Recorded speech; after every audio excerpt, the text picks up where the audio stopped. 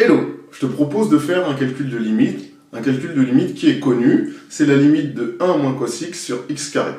À première vue, c'est une forme indéterminée de la forme 0 sur 0, mais on va voir qu'on peut lever cette indétermination par deux techniques en fonction d'où tu te situes. Première technique, par un développement limité en 0, grâce au développement limité de cos x en 0, on va voir qu'on peut faire quelque chose. Deuxième technique, par la règle de l'hôpital, simplement. C'est parti, on corrige. Alors, on y va. D'abord, on va rappeler le développement limité de cosinus x en 0. Donc, 1 dl en 0 de cosinus x est 1 moins x carré sur 2 plus petit o de x carré. D'accord. Bon, là on est tranquille. Donc, ce qu'on peut dire, c'est qu'au voisinage de 0, 1 moins cos x est égal à x carré sur 2 plus petit o de x carré. Et donc, au voisinage de 0, 1 moins cos x sur x carré est égal à quoi? Donc, au voisinage de 0, 1 moins cos x sur x carré est égal à 1 demi plus un petit o de 1. Et du coup, la limite de ça, c'est égal à 0. C'est pas égal à 0, c'est égal à 1 demi, pardonnez-moi. Et du coup, on conclut que la limite lorsque x tend vers 0 de 1 moins cos x sur x carré est égal à 1 demi, puisque 1 demi tend vers 1 demi, et un petit o de 1 tend vers 0. Voilà la première méthode. Maintenant, on va voir avec la règle de l'hôpital.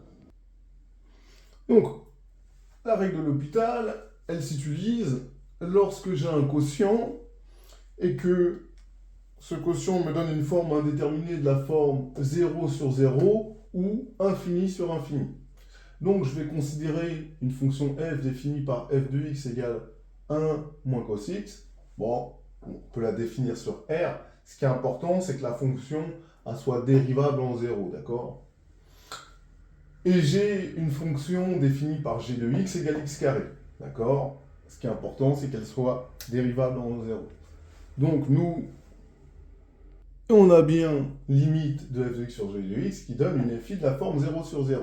Donc, nous, qu'est-ce qu'on va faire? Grâce à la règle de l'hôpital qui est affichée en dessous, on va dériver f et on va dériver g. Et on sait que la limite lorsque x tend vers 0 de f de x sur g de x sera égale à la limite lorsque x tend vers 0 de f' de x sur g' de x. Ok? Donc nous, on sait que f et g sont dérivables au voisinage de 0. Et pour tout x au voisinage de 0, on a f' de x qui est égal à sinus x et g' de x qui est égal à 2x. Alors, la limite, du coup, de f' de x sur g' de x lorsque x tend vers 0, c'est évidemment égal à la limite de sinus x sur 2x. Et là, je vais faire apparaître un taux d'accroissement, donc c'est égal à la limite lorsque x tend vers 0 de 1 demi de sinus x moins sinus 0, puisque sinus 0 vaut 0, sur x moins 0. Et ça, c'est rien d'autre que le nombre dérivé en 0 de la fonction sinus, donc ça me fait 1 demi de sinus prime de 0. Et le nombre dérivé de la fonction sinus, c'est le cosinus. Donc ça me fait 1 demi de cos 0 qui vaut 1, ça me fait 1 demi. Donc, d'après la règle de l'hôpital, la limite de f de x sur g de x lorsque x tend vers 0 est égale à la limite de f' de x sur g' de x lorsque x tend vers 0, c'est égal à 1 demi. Donc on retrouve bien le 1 demi qui est ici. Donc, développement limité, c'est plus pour les élèves qui sont en classe de prépa. Règle de l'hôpital, c'est pour les élèves qui sont à la fac. Mais dans tous les cas, on trouve le même résultat. À bientôt.